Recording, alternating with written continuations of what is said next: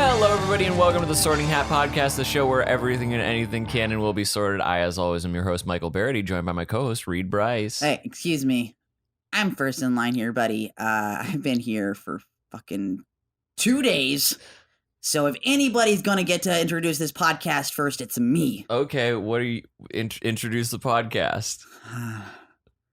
God, I have social anxiety.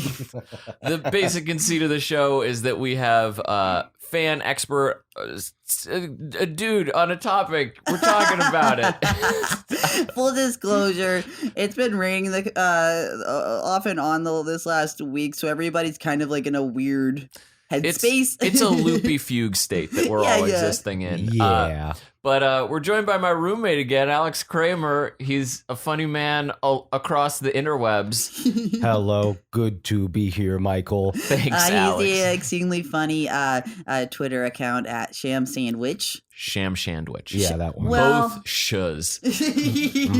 Sham Sandwich. To sound like the late great Carol Channing. That is the idea.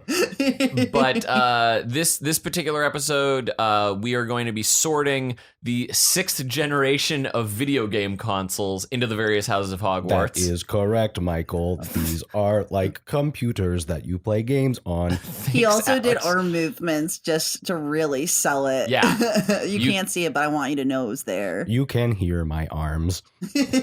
I'm not going to be putting servo motor like sounds in there. Just mic up his arms. Right. Let's just fumble some mics. So great. So all right, Alex, why this particular video game generation, and what's like your history with it? Well, first of all, for those of you listening who do not know, video game home consoles, the ones that you have to plug into a TV and an external power supply, they come in generations. And what that means is that in the history of this entertainment form and art medium, there have been huge technological strides made over time, and they generally happen within short bursts of about 5 to 7 years as the different companies that have their consoles compete with each other. So when we say the 6th generation of game consoles, that means the 6th iteration of these home consoles. Yeah, So- it was really a precursor, especially to the way that a lot of electronics get marketed now. Like cell phones especially, like completely just modeled themselves the way that it feels like consoles did too. Because like, this is the new generation of iPod or iPhone now, I guess. Mm-hmm. And this was the first generation of consoles, I think, that really established video games as being something more than just a fringe sort of interest, right? So the 6th generation, it took place between 1999 and 2006. So yeah, that was a period of huge In America, change. anyway. Yeah. No, around the world. I mean, these were global consoles, although some of them have been supported actually up until about 2013. That's wild. Yeah. Yeah, this particular generation, as like precursor to it was, well, this was the point when, like Reed was sort of suggesting, that game consoles, I mean, the PlayStation had been able to play CDs, and then with the PS2, it was DVDs, but then you had things like the Dreamcast and Xbox, which went online. So suddenly, well, we're getting ahead of ourselves. Yeah, we'll get to those. But so like, but basically, this is where these what are essentially just computers stopped being designed in like wildly different ways, and kind of it became more of a standardized sort of industry, right? Absolutely. Yeah. Cool. Should we start with like maybe whichever companies have been producing them longest, or where do you think is a good place to start? It's also worth noting before we even dive into any of that, as far as sorting bias goes, we've got a Hufflepuff, a Ravenclaw, and a Slytherin. Yeah, right? Yeah, You're I'm a Slytherin? Hufflepuff. Oh, I'm a Slytherin. Yeah. True and true. So it should be a pretty fair episode. Yeah, more fair than normal. So you want to take us away, Yeah. Alex? So these consoles came on the tails of the 5th generation, and that was the PlayStation, as we know, entered the market in 1995, the Nintendo 64, and the Sega Saturn. So I think for this purposes, for this purpose, the best place to start would probably be at the beginning, and that was the first console of this batch that was released, which was the Sega Dreamcast. Coming out on 9999. Yeah, that was the North American release, 9999. I think in Japan it came out in 1998, technically.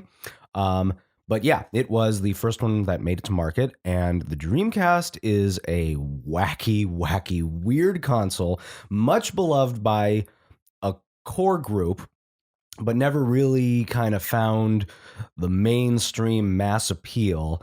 And it's something of a sad tale because it's the last game console that Sega ever made. Right. Which is so like, So it was I don't the end know. of an It's era. like, yeah, it's kind of like feels normal now, but Sega used to be such a heavy hitter in the industry that it's just very amazing to see just kind of like atrophy away, especially like as exponentially as it seemed to do. Yeah. So a little more history, because we're totally getting into all that stuff now. Yeah. So Sega was a hardware manufacturer, and they started in the mid-'80s, and they had some minor success here and there, but they really hit their stride in the late 80s with the release of the Mega Drive, which was known here in the States as the Genesis.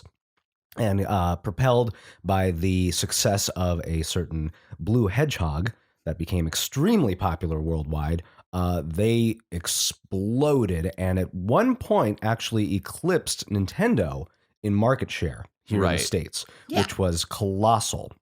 So really, they were 2 and 2, neck and neck through it, and it was the big hardware wars of the 1990s. Yeah, and it was the big thing back then. But then the generation after that, the 5th generation, Sega kind of stumbled and they made a few questionable decisions.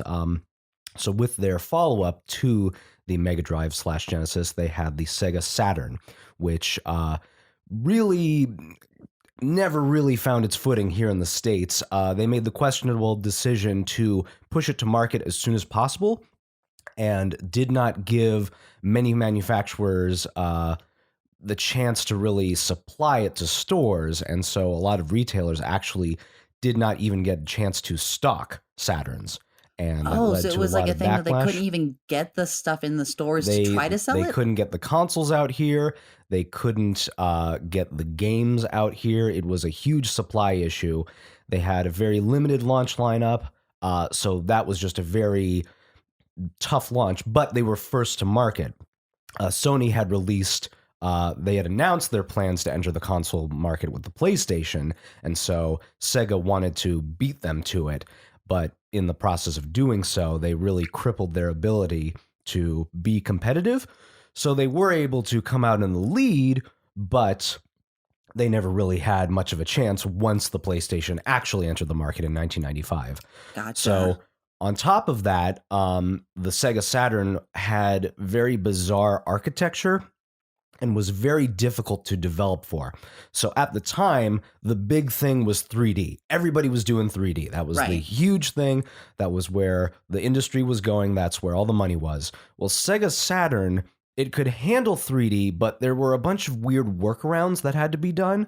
So it made just making games for it a very difficult and complex process.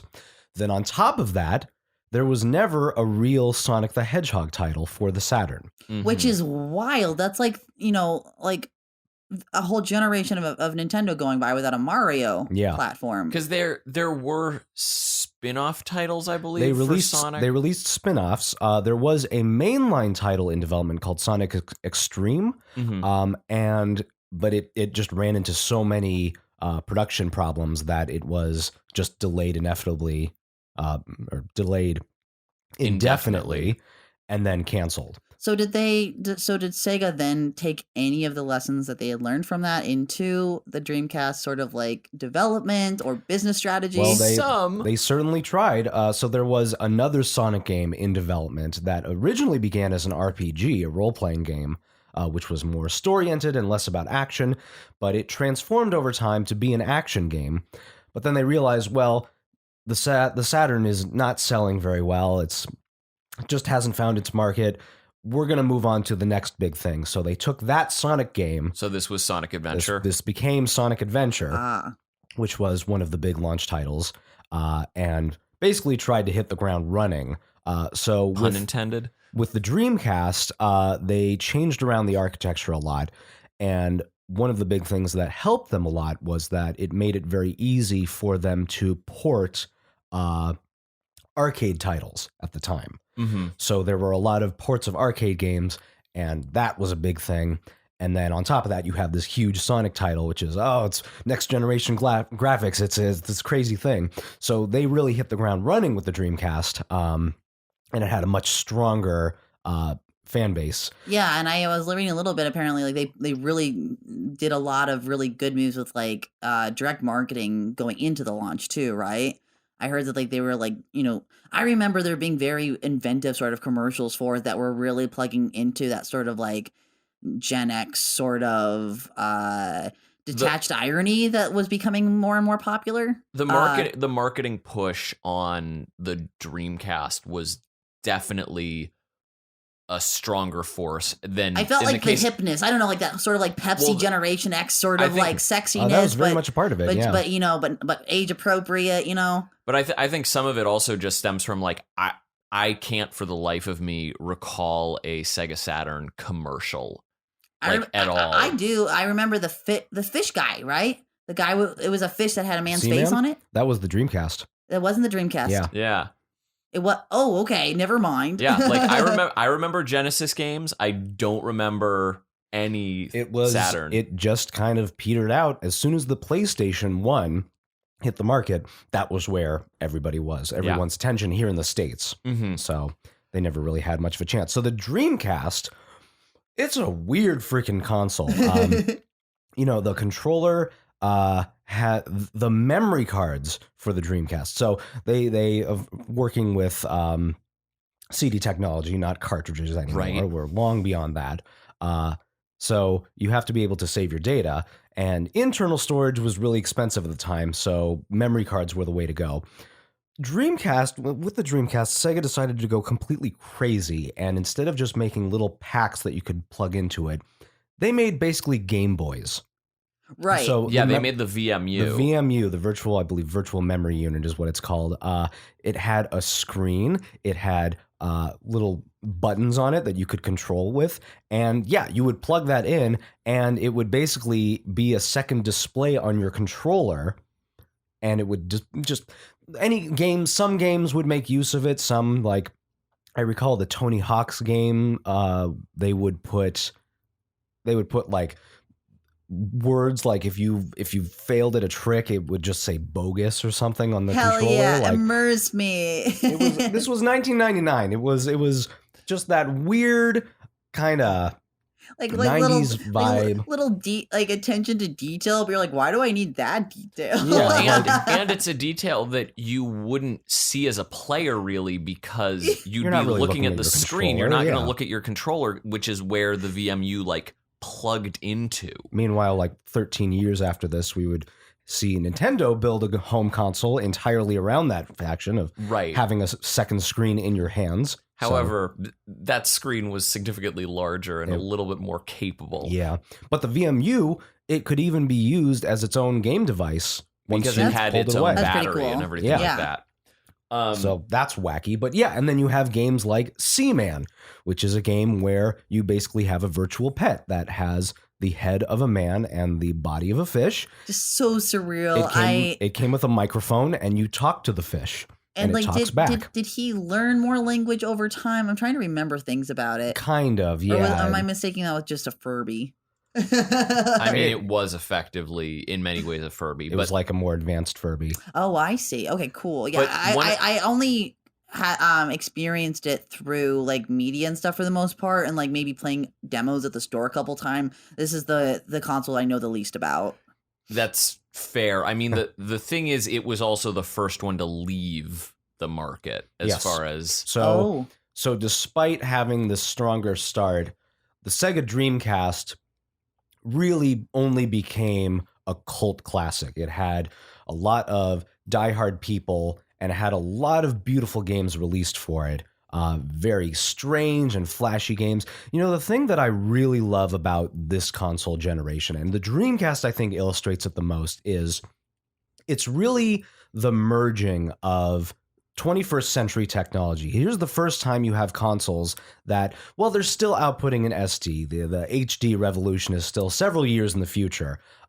These consoles, they have a much higher degree of fidelity and capability. They're able to easily render thousands and thousands and thousands of polygons running at a smooth 60 frames per second. So it's very much 21st century technology, but you still have 1990s sensibilities and just that kind of unadulterated weirdness that we've kind of lost along the way. Oh no, I think. like the sort of experimentality too, that you see a lot more in the independent game industry, but not as much. I don't see in like the major console games anymore. I feel like that Seaman game would not be made today. Right. They managed to make it over the technological hump of they're like, we can output in 3D. We understand how this works. Now we're actually trying to work within the parameters of it, and oftentimes bumping up against, you know, their own ambitions and technical limitations that still obviously existed, but they were able to do so much more. Right. But the biggest thing that, if I'm remembering correctly, with the Dreamcast, that was like its biggest downfall was the fact that you could just burn games. Yeah, so the Dreamcast, it had very rudimentary copy protection, and that was basically circumvented very quickly. So hackers very quickly realized how to basically use a backdoor exploit to be able to run backdoor, hack the free planet. games. And this was and this was right around the time that Napster, Kazaa, and all of those like sharing sites. Yeah, this was the time when internet bandwidth was reaching a point where it was feasible to distribute full games online. Yeah, so you had CD writers, you had LimeWire, and just people were able to, like, you'd pay the money to get the Dreamcast, and then you'd download and burn all of your gaming This is library. the time in history where we started to have to ask ourselves the great philosophical questions like, would one download a car? And the answer is always going to be yes. So, gosh, that just seems like so many different ways that, like, on paper, you'd ask yourself, like, we all trying to fail? What's going on? Well, the other thing that was unique about like for the Dreamcast, and I don't recall, did it launch with online capabilities? No, I think it had the ability to get an expansion port. I see. For connecting. Like, they online. knew that, like, they were going to be able to get to that, but they couldn't make it work by launch or whatever. Or... Well, I think it was more that wasn't just the entire focus of the console, that they... So most of the consoles in this generation basically had ports where you could buy proprietary plugins to be able to do extra things. And yeah, one of the thoughts was, oh, if someone wanted to play a game online, that would be possible. So yeah, also internet bandwidth, as we just said, like it was finally reaching a point where that was feasible. For a couple of years, the PC gaming market was the place for this, with people playing Quake online. Yeah, this was the last generation where they didn't have a stronghold on that stuff, right? Yeah, and all of a sudden it was like the Dreamcast could do this. And so I remember people being really obsessed with like, oh, you need to get a Dreamcast if you want to play Phantasy Star Online, which was like, well, that was an exclusive title to it for a while. Right. And so, and that had that whole, you had like a keyboard plugged into it. It was basically having a PC. Yeah. But also, speaking of having a PC, there was a version of Windows released for the Dreamcast. Wait, really? Yep. I did not know that. So interesting. It was kind of a failed experiment, but that did reach it to market. Huh. Very That's very strange. weird to know, like, also on the heels of them getting into the... We'll go into that later, but that's very, very interesting. Yeah. This is all, like, in the last generation of video game consoles in which I was actively participating or trying to whenever my richer friends would let me play them. So it's... Gosh, I would want to say maybe this is a Gryffindor, in my opinion. Because, like, they were trying a lot of very they were trying daring things, but it seemed over ambitious, right? I mean, yeah, they reached for the sun and got a little burned. Yeah, which, I mean, that might, obviously there's overlap. There's the part of me that wonders if it was pride that made them go out the way they Which did. would be, and the fact that like, oh, maybe they are Slytherin because also like the third party issues that you were, that they suffered, right? Because you were saying like it was hard to make things for these consoles. That was just the the Saturn. Saturn. Yeah. But was the Dreamcast easier to develop? I think so. I don't recall hearing. I've only heard about those issues with the Saturn. I think the Dreamcast had a pretty healthy third-party market, and actually, so I didn't really get to the decline of it, but basically, we should talk about that before. Basically, the Dreamcast was a weird console, much beloved, but never found mainstream success. Right. And as soon as the PlayStation 2 came to market, basically the same thing repeated itself. That the PlayStation basically stole all of the Dreamcast lunch money, and they really never recovered their market share. Then with Nintendo's console on the horizon, and then Microsoft announcing they were entering the market, Sega made the decision to end the Dreamcast life cycle and end their business in the hardware space. They said, I think we can do better as game makers, producing titles for other consoles. Because they were like, otherwise we're just not in the same... It felt like them suddenly realizing, like, I'm not in the right weight class for this. Right. I'm just going to keep getting my butt kicked. And we'll get to it in a little bit, but Microsoft, being an American company, didn't have any traditional presence in the Japanese game market. And they actually worked out a very beneficial deal with Sega that would allow ports and sequels of many of the Dreamcast titles to be released on the Xbox once it launched. So that was actually a pretty honorable thing to do, to kind of give all of those companies and games a new home on another console that would continue on. I think that's so smart on their thing. Like, yeah, we're going to make sure that your favorite games don't go away. Potential new devoted followers of what we're doing now. Yeah. Oh my gosh. Yeah, that's actually very smart and like equally beneficial for both parties. So that's a smart move on Sega's part too, just to be realistic about what was going to happen in the future. I genuinely believe that they tried to do what was best for the business. But it didn't feel that way, the way that it was presented by the media to the public as they were going into decline, which I think is unfair. I mean, anytime any company starts to fail, the media just becomes vultures. And I don't really remember a whole lot of the press coverage of the Dreamcast's downfall. Do either of you? I would read a lot of like online review sites and like Had a PC Gamer sort of subscription at one point. And I just remember, besides like the way more like intense like console versus computer gaming like factions and fanboyisms, it was like super popular to shit on Sega as far as like being like a wet fart a little bit. That's what I remember anyway. I could be completely off. Well, this was 2001 when they bowed out of the market. Yeah. So I think also what may have been influencing that could have been kind of just remnants of those playground wars of yesteryear, really. That was 2001, was that when the Xbox hit the scene? Late that year, yes. Late that year, that's right. So that was, yeah, that's wild. So there were 4 main consoles in this generation, but really only 3 of them existed at one time. Right. That's very crazy. Yeah. So wait, I'm only now realizing this. The Dreamcast only was like in North America, only 2 years. Up and running for 2 years. That is bonkers. Yeah. It definitely struck me as having a much larger footprint.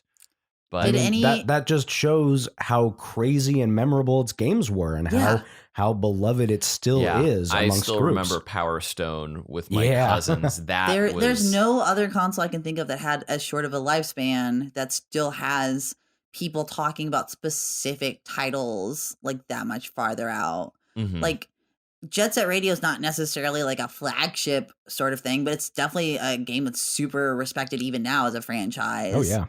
Or Shenmue was also a Dreamcast one, right? Yeah. First 2. Like those are ones that people talked about like in the whole context of like games as art, as that discussion got going too, right? So we were reaching a point where technology would allow companies and creators to do really what they had in their minds. That was Shenmue kind of marked the point where that began, really. Right.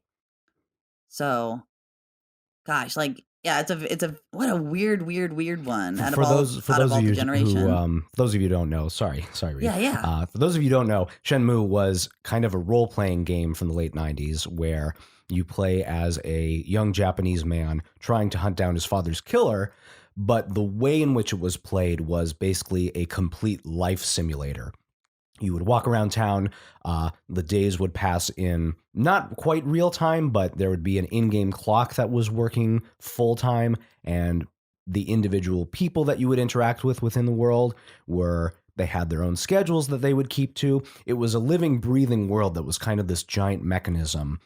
And it was really the first time anyone had attempted that kind of thing. Yeah, sandbox games were not necessarily like the default that you would expect from a lot of adventure and action games, especially this now. was the first time The they sandbox really became game really possible. came into prominence, especially on the PS2 with Grand Theft Auto. The scale 3. that it's required to create a kind of game like that was simply not possible in the previous generation.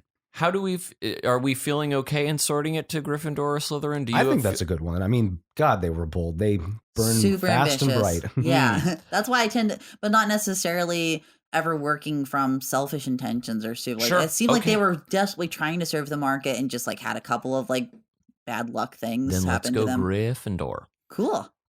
Moving on to the PlayStation 2. PlayStation 2 was the next one to market. This was the one.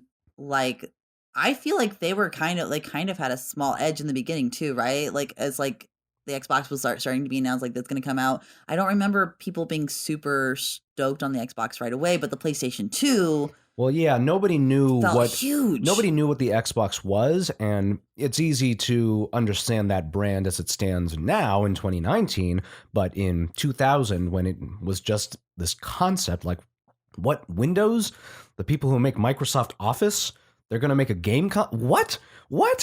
So it was pretty easy to dismiss that back then. But yeah, PlayStation was a colossal success here in the States and in Japan. Really worldwide.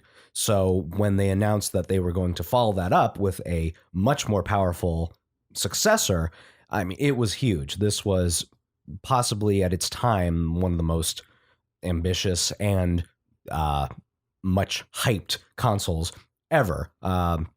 This was kind of, I mean, I don't know. I don't really recall buying things much back when I was a kid, but this was the first time I really remember crowds of people waiting around at midnight. Yeah, exactly. That like this is like it felt like a big event for the culture that it was even coming out. And when it did release, there were just shortages worldwide constantly. It was everywhere and nowhere. Yeah, and like I feel like they also tried to come out punching with like not only like ones that were impressive technologically, like the Grand Theft Autos and stuff like that, but also ones that were also experimental and auteurish in a way. Like it didn't wasn't like a very common one people would start with Eco, or like what was that one about the boy? Oh, yeah. Ico, yeah, where like it's the little boy that was born with like with horns, right? Yep. And that was like a prophecy that if in this like particular universe, like for the village, like you need to like put this kid in a tomb and let them just die there.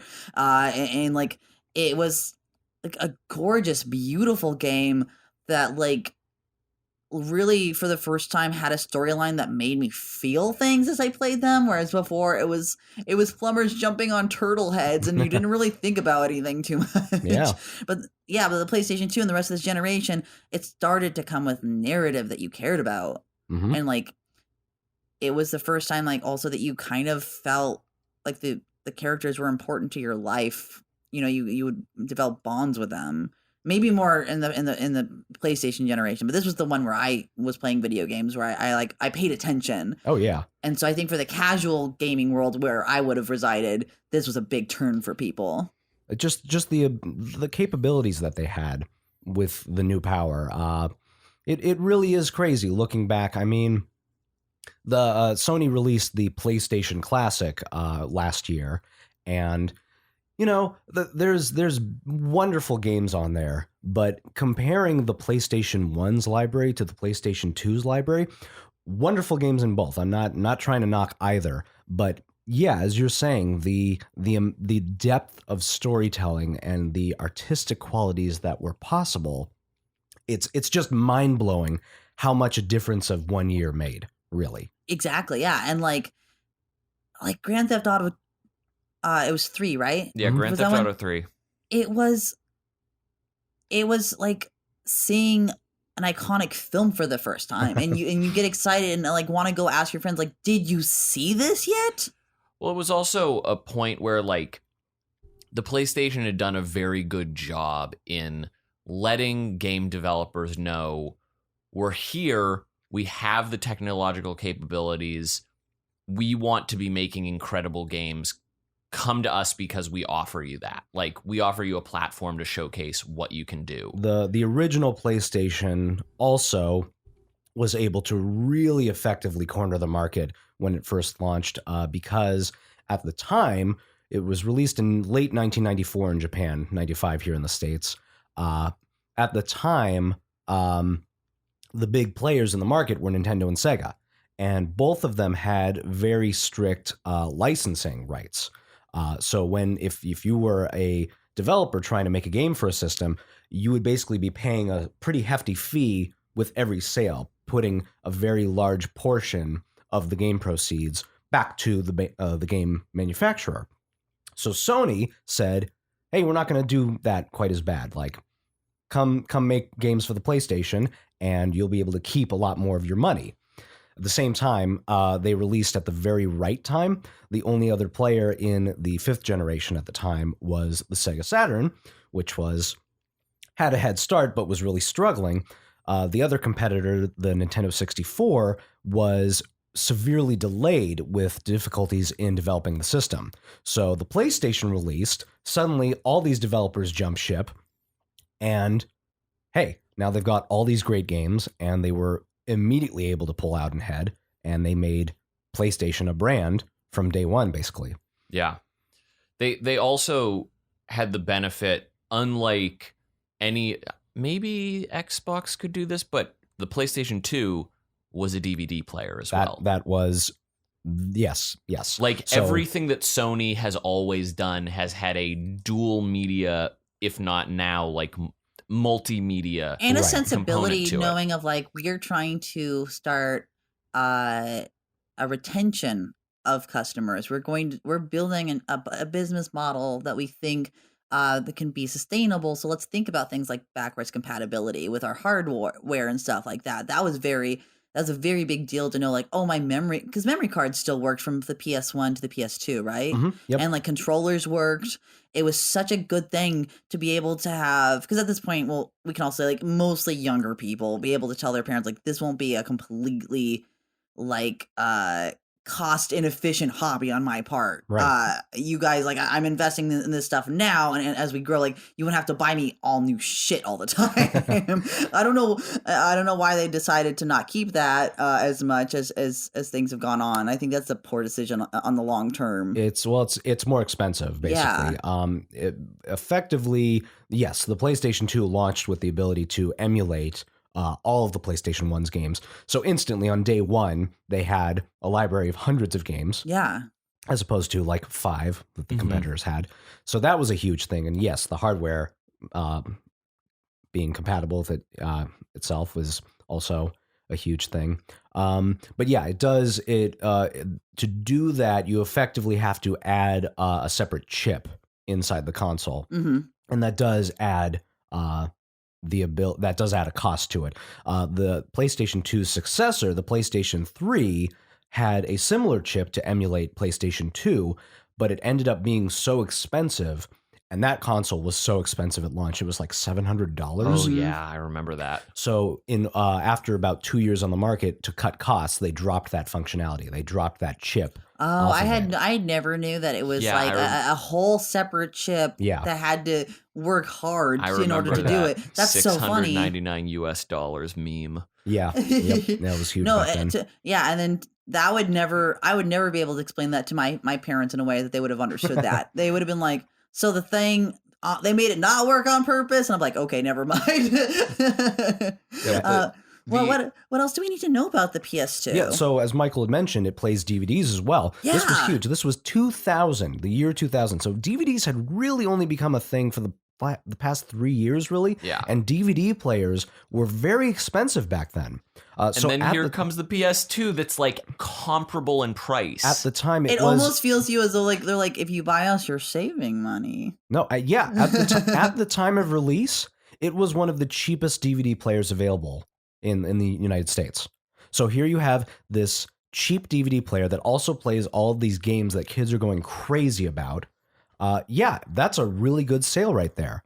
So Sony was really the first to do this, to kind of envision a game console as its own media center.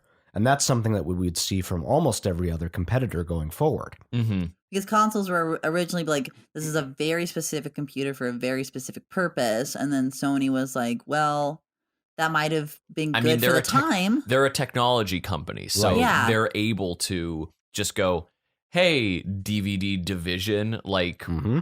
send us all your blueprints and whatever, and we're going to package this up into a slick little black box. And do you Right. think it is that decision that kind of has made it so the idea that you need to be a console player or be a computer player, like that's kind of it's not as pronounced in my opinion as it used to be culturally. Well, in recent years, consoles have just kind of become more like computers. Yeah. Really. There's still some definite differences between the two. But yeah, it definitely shrunk the gap a lot in the kinds of games that were coming out and the technology like online play. Yeah. Oh yeah, and this was the PS2 able to do online play? With an adapter, yes. It Right, did not, the same as the other one. It did not have an Ethernet port on the console itself, but there was an expansion port which you could get a hard drive connected to it with an Ethernet expansion. So that would allow you to play games and to save data from those online games, because they would Wow. require more than the, and get this, 128 megabytes for the memory Mhm. card. Damn. That's how big the memory cards were. I feel pretty confident in sorting the PlayStation 2. How do you feel? Where do you see it? It's a Ravenclaw. Yeah? What are your reasons? It is like the appropriate evolution in like every direction in terms of like backwards compatibility, the combination, and they definitely were taking a loss at the hardware being sold, but Not as much as they would with the 3, but yeah, I think so. but enticing people, recognizing that like we also are producing games, so we need to have the lowest we need to just be basically getting people to buy the thing here, so then they're buying more things later. Right. Yeah. And so it was just a really well constructed just release. I would like, say even overall. From the way that they decided that they would like to be seen, like I also, you can let me know, because again, I think just coming from the rest of the world, like a perspective like of the rest of the world, of like they made video games seem more sophisticated. Oh, Like definitely. aged it up, especially like that was the first time you started to see panics about video games that you hadn't seen in a specific way. Like Grand Theft Auto 3 was the first time that like your children would be like, yeah, I just killed a hooker with a Since- hammer, and you're like, Since oh probably wait, Mortal Kombat. Yeah. That was the big one back in the 90s. Mortal Kombat was especially big and bad, but like this was the first time you started seeing like, you know, straight-laced women crying on TV about the children. and, Right. and yeah, I just think in many different ways they were like, we're thinking this through, we're like seeing where things were gonna Yeah. go. I think it also, a lot of it comes down to just Sony, at least at that time, Sony was not nearly as experimental as either, I would say, Nintendo or Sega during this period of Yeah. time. Like, they were just like, what is the next logical step? The processor is stronger, the graphics are better, like we're able to now play CDs and DVDs. Well, I think their methodology was just creating the smoothest, most technologically advanced experience and giving developers the widest reign to do what they wanted to do and just seeing what would happen. And what happened was the PlayStation 2 became the highest selling home game console of all time. Right. By a wide margin. Yeah, because it was also the one up until that point. It was the first one that kind of just looks sexy in the way that like, that like people who are affluent like things to look. Yeah. Like the smooth, like the very clean lines. Just a big black monolith. Yeah. The controller was like the sleek and first one. ergonomic. Yeah. Everything else had been grays and whites. Well, it was also the design philosophies of the 90s where you had beige computers and rounded corners. Technology looked a certain way, and then now, yes, you have an artistic design philosophy. It doesn't look like something for a small child to be holding. No. That's the big shift that I see from that generation to this one. Let's shift forward to Nintendo, GameCube. So we're good on Ravenclaw then? Yeah. Yeah, if you feel good on that. Yeah. All right, now tell us about where Nintendo was. Okay, so Nintendo, oh boy, Nintendo. So they were coming off the heels of the Nintendo 64, and that very, was very big step. A beloved console, a much loved console, but also a very tough time for them. So Nintendo, in that previous generation, in the 5th generation, had made the extremely controversial decision, while all of their competitors were moving on to CDs, which were at the time a much higher capability for storing things. They could hold so much more data, and really, at the time, for making bigger, better games with more content in them, 3D adventures, the storage quickly becomes your limiting factor. So when a new technology comes onto the market that allows for 10 times the amount of storage, everybody jumped on board, except Nintendo. They made the decision to stick with cartridges for the Nintendo 64. Which also led to them breaking ties with Sony and resulting in the PlayStation entering the market, because there was talks when it was going to be the Nintendo PlayStation. That's also worth mentioning. The PlayStation brand originally began as a CD add-on for the Nintendo for the Super Nintendo back in the early 90s. Right. So that's a whole nother can of worms. That's why you see like these splintering of franchises too, because didn't the Final Fantasy? Final Fantasy, that was a whole thing where Squaresoft has always been in pursuit of the highest level of visuals, like attached to their storytelling and scope and scale.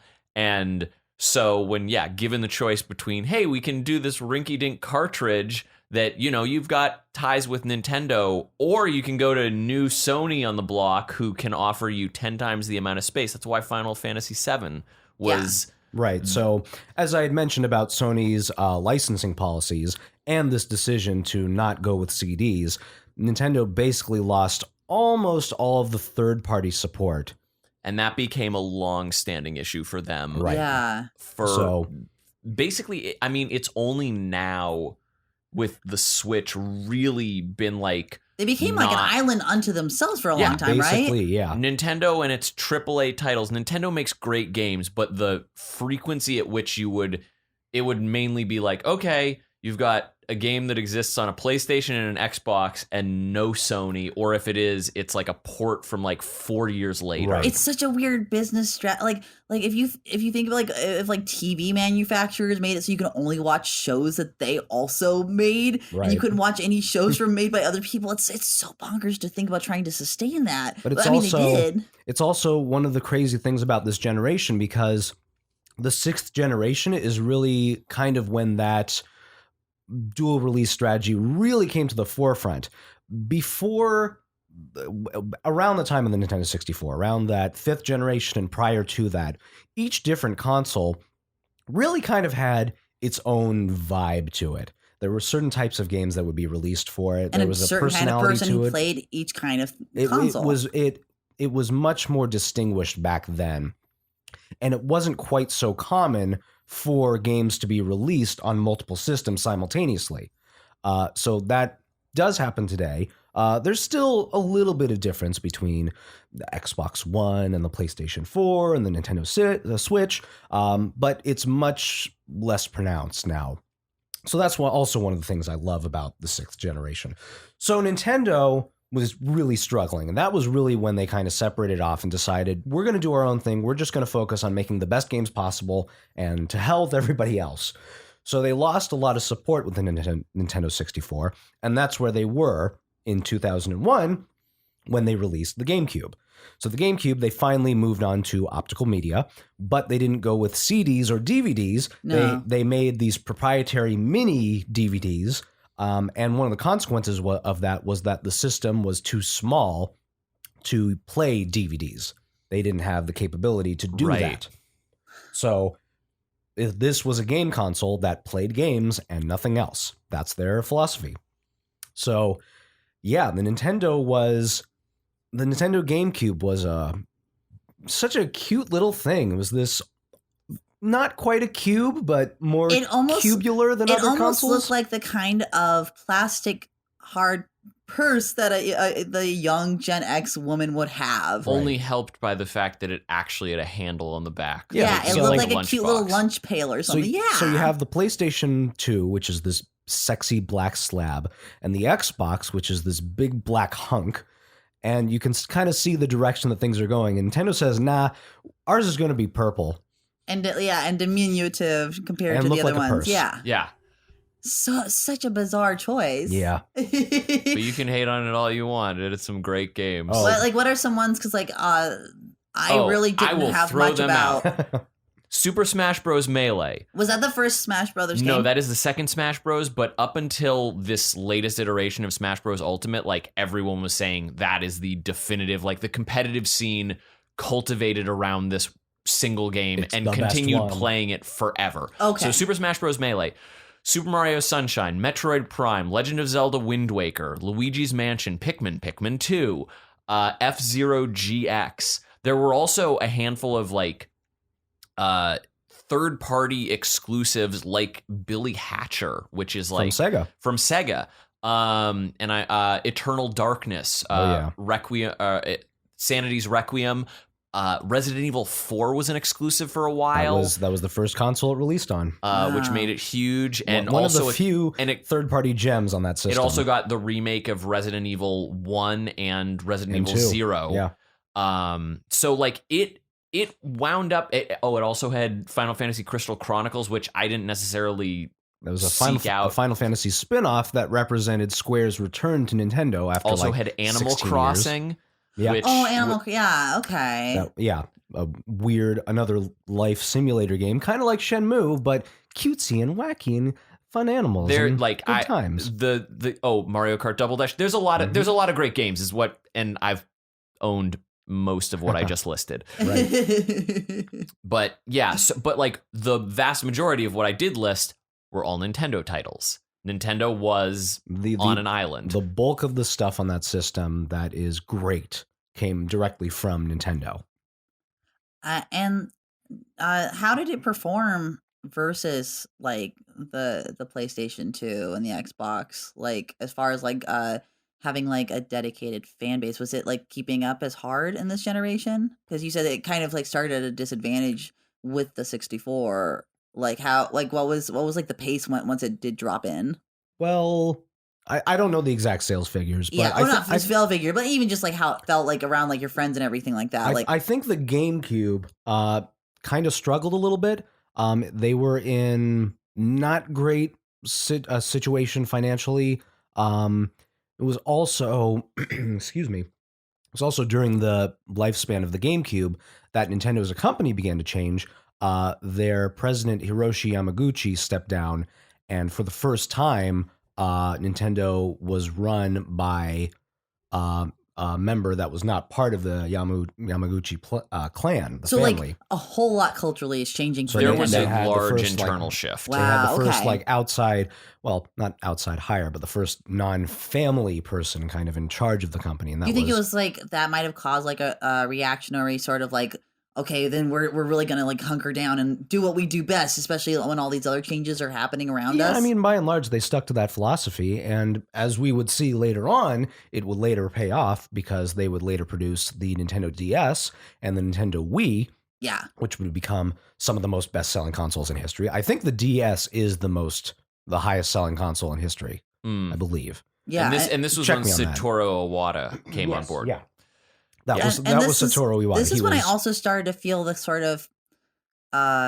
marketing sort of feel of like, yeah, this is definitely something you never have to worry about leaving your children around. You're Right. not necessarily gonna, this is one that like is good to bust out when you have family over or a big event or something like that. Like games seem to be more important for group, like you like the Smash Brothers and the Mario Kart, whereas like you had more limitations with like the PlayStation 2 and stuff. Do you think that was like an intentional push to even go even further with what they did with like the Wii and stuff of like, this is something that can be for parties. This is something that can be for your whole group of friends the way you were when you were kids. Their philosophy has kind of always been trying to make games for everyone. Yeah. And as a consequence, that means games that are generally more friendly towards younger audiences. Which does gotcha. push away the more hardcore people. But the interesting thing about the Nintendo GameCube was also, we've talked about how both Sony and Sega were able to take their systems online.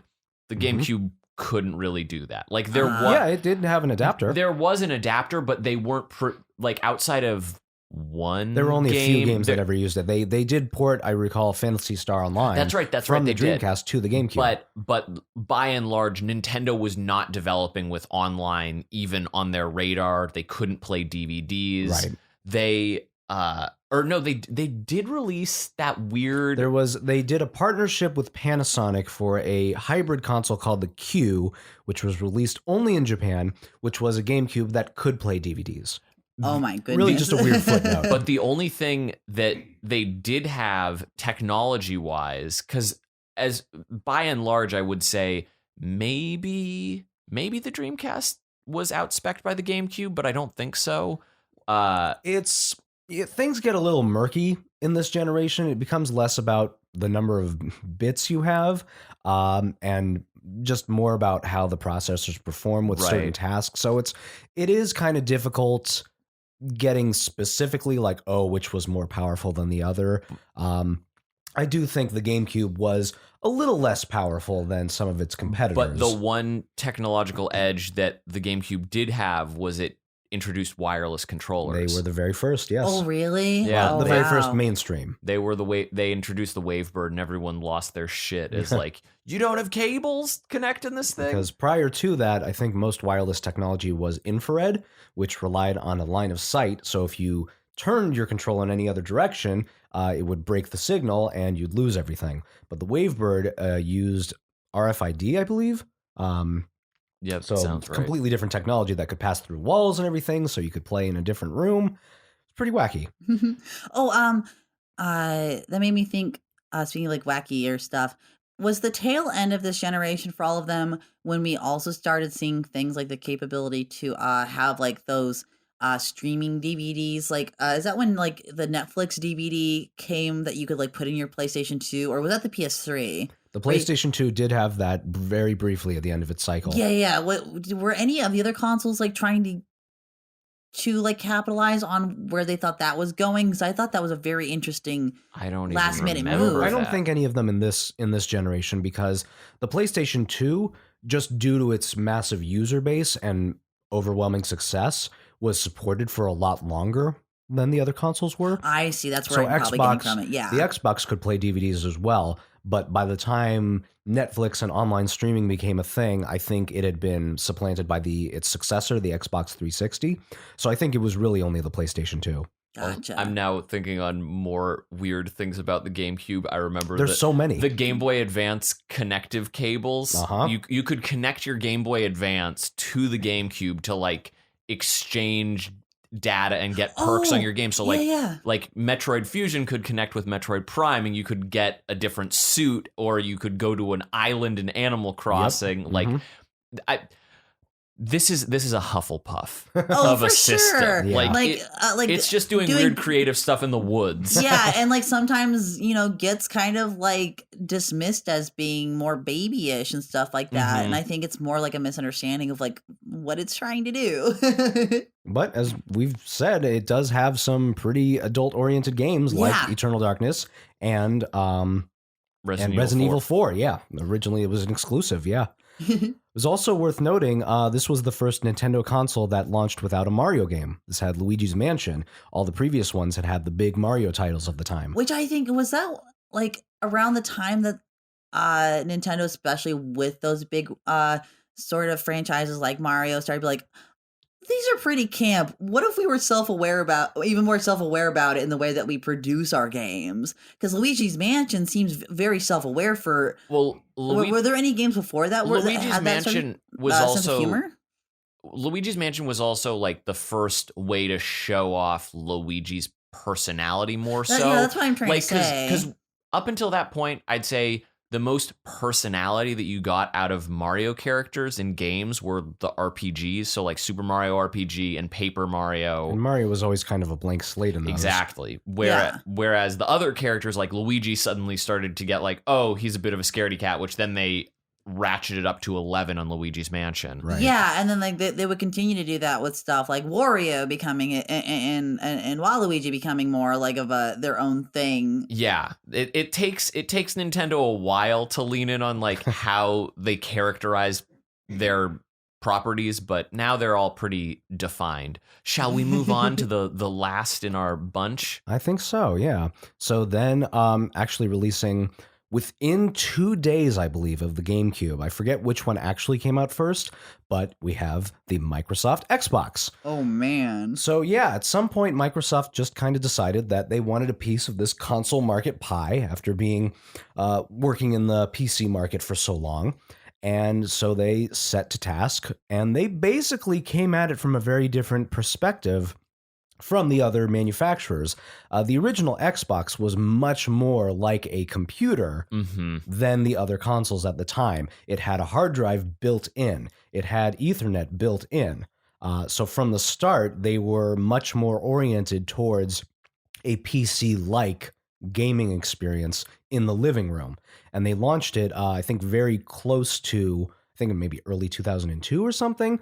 But they launched their own personalized internet experience. Xbox Live. Xbox Live. Which was a huge deal for people. Yeah. It might have been a little bit later, because I think, so they launched with, we'll get back to that in a second. I forget actually if Xbox Live was really so much of a thing with the first Xbox. I know it really kind of hit its stride with its successor, the Xbox 360. Yeah. I think their online services might have been a little bit more simplistic, and it might have launched a little bit later, because I recall, I don't actually know off the top of my head if the original Halo was playable online. It might have just been in LAN parties. But Halo 2 was. Halo 2 definitely was, yeah.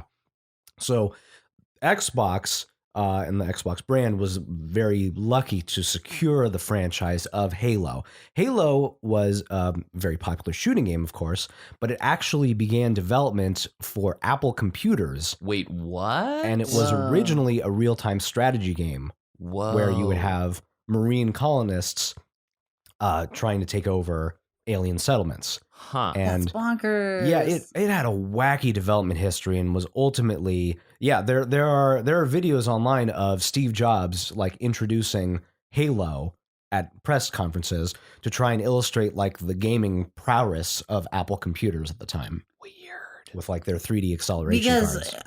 Like even today, like Mac's they don't keep up in the gaming world, they are right? not your preferred method of playing any serious processing game. Like, yeah. But that, I mean, when it came to the Xbox had a lot that it was going up against. Because what is this the first American console? Yes, in a while. Well, yeah, this was the first major American console since Atari bowed out of the market. Which was what year? Ages ago. Was this 90s or Atari's 80s? last console was the Jaguar, which was technically one of the first 3D consoles, but it was a complete mess. Atari has a very sad history. Yeah. I think, have we done anything about Atari? No. We'll find an excuse, because, man. The Jaguar kind of died in a sad and undignified death, probably around 1995. Okay, so but it had been at least like almost like an entire decade since anybody had really performed well from an American. Okay, great. And even then, Atari was never really a serious competitor there hadn't been a strong American presence in the hardware market since the earlier days of Atari in the early 80s. No child our age was going around like, oh man, I want an Atari. Yeah, not in our time. No. So this was a huge thing that Americans are getting back into this business in a big way. But in a way that made the whole world start paying attention, I think. It definitely shook things up. Because there was a thriving video game culture, but people weren't looking at it to be like, how is this going to be changing entertainment? And when this happened, and we started like these huge American corporations getting involved, it starts to make everyone go where is this whole art form going? Right. Just for your sanity, Alex, Xbox Live launched November 15th, 2002. 2002, okay. Wow, thanks for knowing that off the top of your head, Michael. Yeah, and not He just thought about it looking for a on while. Wikipedia. What were the big games?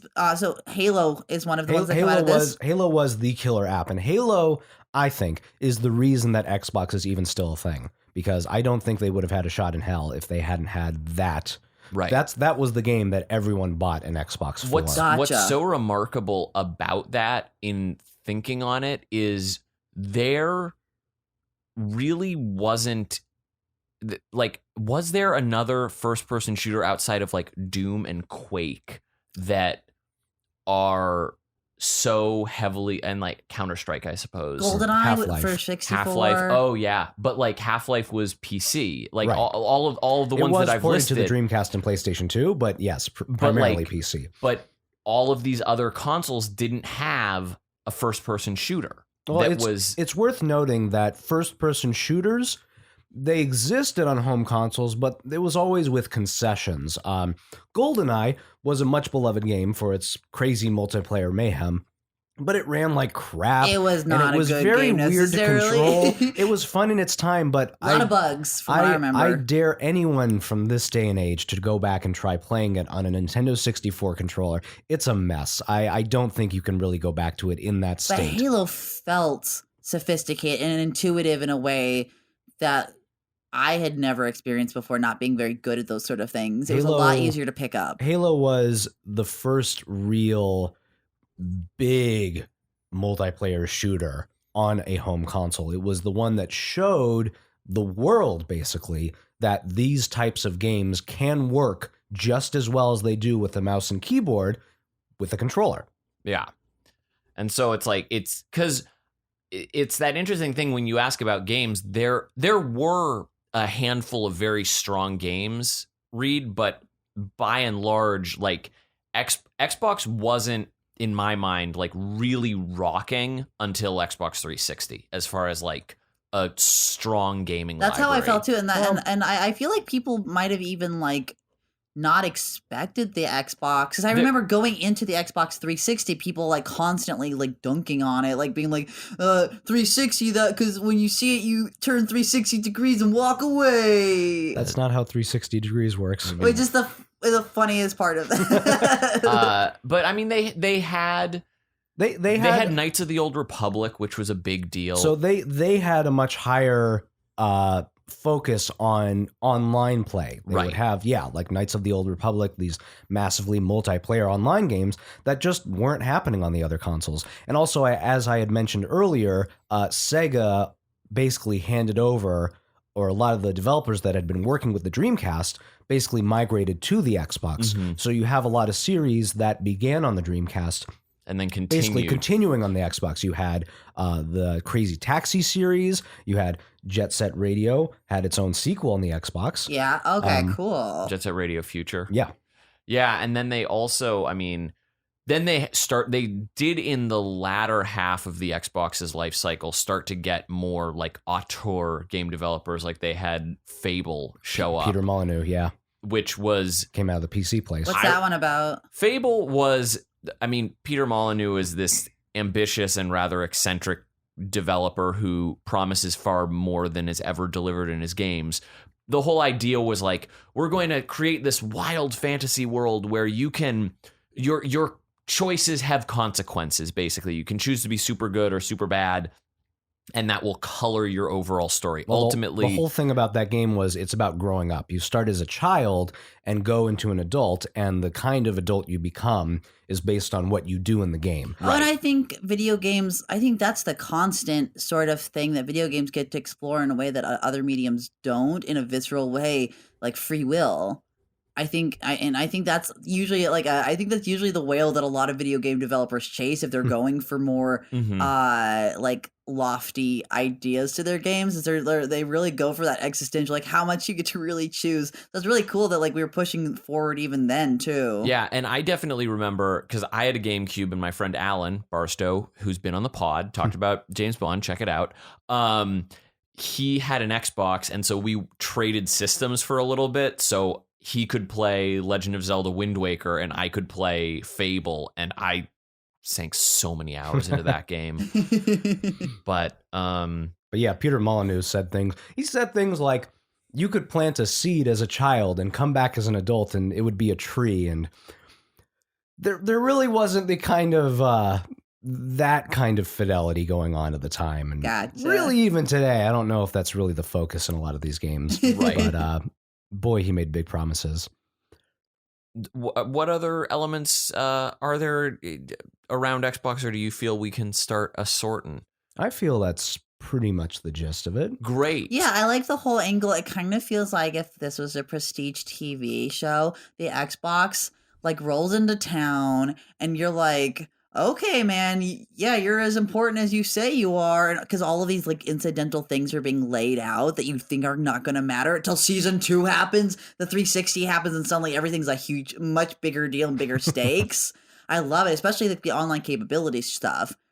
Like, we're still at that point where hardly anybody knows how important the internet's going to be to everyone's lives. Right. Because this is pre-MySpace when everybody started like piling into the internet. Yeah, these were released before social media was really as big as it is now. It was like on the horizon. Everybody though. was like, oh, I can check my GeoCities Yeah. site. And this is still a time where not Mail. everybody necessarily had a cell phone. Like most people were starting to get them, or at least have one in a household for emergencies and stuff. Right. There's just so much around the corner that all of these companies couldn't have even expected to change their markets. The It's so world interesting. was a very different place in 2001. But so this one it's like unassuming sort of power that maybe it didn't even know it was going to have. Especially being like a, would we say Gryffindor maybe then? I kind of feel it's a Gryffindor. It's like, it doesn't, I mean, I'd say Gryffindor, maybe Ravenclaw, but I lean more towards Gryffindor just in the fact that you're entering a market that at the time, they had to be developing prior to realizing that Sega was going to be bowing out. So they were entering an already crowded and pretty competitive marketplace. And were they also coming from a place where like they used to be the powerhouse of like operating systems, but like Vista was kind of like a wah. Well, Vista was still a ways off. They were working or was on Vista not out yet? But I just remember them not necessarily Millennium Edition like they was were a- starting to lose the heat from like was it 97? Like was their first big It was like 95 was the 95 and one. 95, yeah. I just remember like Maybe. everyone being like, all right, if you think you can do this, Microsoft, otherwise this will be a real big loss for you if you can't handle it. I just remember that's what it felt like when I was like watching like news reports and stuff like that. Well, it's also it's worth mentioning that Microsoft is a very big company. Yeah. Sony is a very big company. That's another thing that was a huge transition period during this generation, especially with. Really, it started with the original PlayStation, but we went from the home console market was a place of systems produced by companies that were only in the video game business. This was their Right. sole thing. So suddenly we reach a point where really the market becomes so much bigger and more profitable, but also much riskier, with much higher investments being required to keep up with the technological innovations. And so what we see happening in the 6th generation is that larger companies start entering the market that have stakes outside of video games. And so one of the reasons that's really become the thing, I mean, right now, Nintendo is really the only major player that's only in the video game business. Right. So as a consequence, if a console is selling at a loss or has a really bad year, it's able to survive. The company as a whole is able to weather those impacts. So I think that's a really important thing to kind of note about the Xbox brand that really allowed them to Be a little more slowly build up stalwart. momentum. Gotcha. Yeah. It's also like when you were talking on that, and we do need to wrap up. It's a Gryffindor, but I was thinking about how now everyone's sort of piling on into the streaming services game, and how like Netflix is kind of Nintendo in this analogy, whereas like Amazon and Hulu they're becoming much are more like, self-sufficient or like that, like they're depending on like their own just like properties to succeed for them. right, like more so than it's just that, whereas like Amazon is, with Amazon Prime and Amazon Video, whatever it is, like they have a bunch of different factions, so like they can take those losses, They can afford to dump tons of money into their own original Exactly. series, even if they don't that's such a return good on that metaphor. investment. and the same is kind of true with Hulu, and the fact that like they're You have a lot of the television players kind of a in lot that of market. television players all within the market. Same Yeah. with like Disney, like they're like, oh, we've got parks and whatever, and That's really kind and of then CISO is the Atari. Only nerds wanted it, and we didn't want it that bad. And with that, thank you so much for joining us for this episode of the Sorting Hat Podcast. Alex, if people want to find more of you about the internet, where might they look? Don't. You go to Sham Sandwich. Yeah, you can check me out, Sham Sandwich on Twitter. That's ShamShandwich. I don't talk as much on there, so you can't hear my raspy, cold-soaked voice. So, But we love make it all dumb the jokes. same. If you want to see more from Reed, check That Dang Dingus on Twitter. I'm at Belated Media. If you liked this hour-plus extravaganza, leave us a review on Apple Podcast or tell your friends that this is a great podcast. All right, Michael's feeling kind of, I think, peckish, so we should probably get out of here. It's true. I am going to go wait in line. Oh, wait, I don't have to do that anymore. I can order everything online. Yeah. That's the world. way. All right. I love living in the future. Bye. game Bye. over. Video game jokes. Bloop, bloop, bloop.